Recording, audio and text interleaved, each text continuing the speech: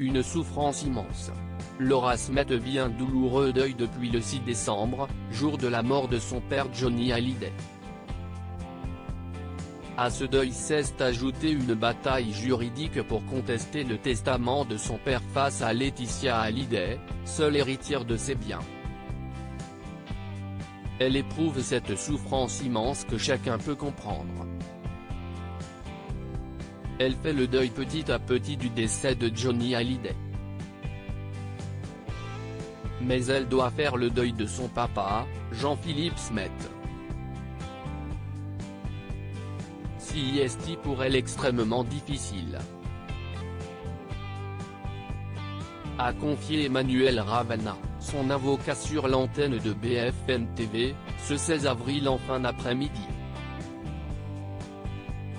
Pour l'avocat, si la douleur est si vive, c'est aussi parce que son père a été inhumé loin de Paris. Elle n'a pas de lieu pour son deuil, note de la rédaction, faire. Son papa est à plus de 7000 km, à Saint-Barth. Elle n'a pas de lieu pour retrouver un certain nombre d'objets, un certain nombre de moments qu'elle a vécu avec son papa. Ce sont des moments difficiles.